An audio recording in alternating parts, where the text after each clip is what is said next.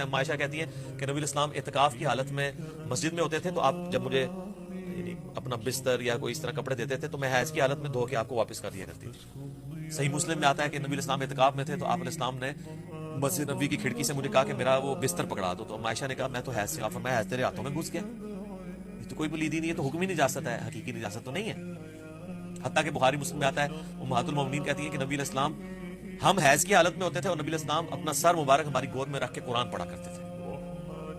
تو یعنی قرآن نہیں گود میں رکھا ہوتا تھا، سر رکھا ہوتا تھا، قرآن یعنی زبانی پڑھ رہے ہوتے تھے، یہ بتانے کے لیے کہ عورت فزیکلی ناپاک نہیں ہے، یہ حکمن ناپاک ہے۔ باقی وہ خون تو ناپاک ہے جو نکلتا ہے، وہ والا خون ناپاک ہے، یاد رکھیے۔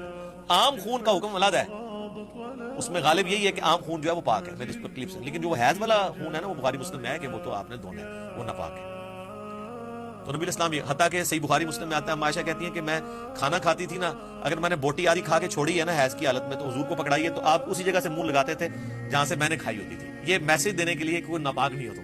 یہاں لوگ اتنے جاہل ہیں کہ جنبی ہوتے ہیں تو وہ کہتے ہیں تولیے کو ہاتھ لگایا تولیے ناپاک ہو گیا۔ تولیے تب ناپاک ہوگا جب آپ کے جسم کی نجاست تولیے کو ٹچ کرے گی، آپ ناپاک نہیں ہے، وہ حکمی ہے کہ آپ کو انٹلیکچولی آپ ناپاک ہیں، فزیکلی ناپاک نہیں ہے، ٹینجیبل آپ ناپاک نہیں ہے، نان ٹینجیبل۔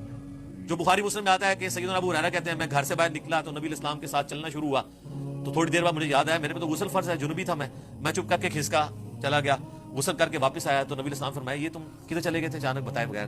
تو کہا رسول اللہ میں ناپاک تھا۔ تو آپ فرمایا مومن تو کبھی ناپاک نہیں ہوتا، مومن تو پاک ہی رہتا ہے۔ تو یعنی یہ حکمن نجاست ہے، حکمن تو اس لیول کی کہ آپ غسل بھی کر لیں، مجھے بتائیں کیا آپ بغیر وضو کے نماز پڑھ سکتے ہیں؟ تو نماز کے اعتبار سے بے وضو بندہ بھی ناپاک ہے، لیکن ویسے آپ مسجد میں بیٹھے تو اس لیے کہا جاتا ہے کہ حکمی نجاستیں ہیں۔ نجاست کی دو قسمیں، ایک حکمی ایک حقیقی۔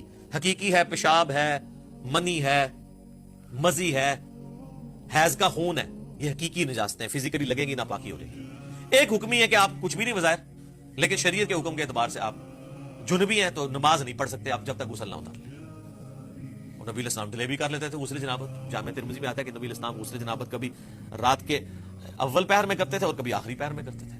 دین میں اللہ نے آسانی رکھی ہوئی ہے۔ تو یہ حیض والا معاملہ بھی اس مت کو توڑا گیا کہ اللہ کے بندو یہ عورتوں کے ساتھ معاملہ ایسا نہیں ہے کہ وہ کوئی ان کو آپ نے بسترے سے الگ کر کے تو دوسری جگہ جا کے سونا ہے، مراد یہ کہ صرف وہ نماز کے اعتبار سے شرعی احکام کے اعتبار سے ہے معاملہ ان کے ساتھ، باقی وہ ناپاک نہیں ہے نبی الاسلام نے فزیکلی۔ حتیٰ کہ صحیح مسلم میں ایک حدیث ہے عائشہ کہتی ہے کہ میں حیض کی حالت میں کٹورے سے پانی جب پیتی تھی نا تو حضور کو دیتی تھی تو جس جگہ میں نے منہ لگایا ہوتا تھا آپ ایگزیکٹ اس جگہ منہ لگا کے پیا کرتے تھے، یہ میسج دینے کے لیے کہ عورت ناپاک ہے۔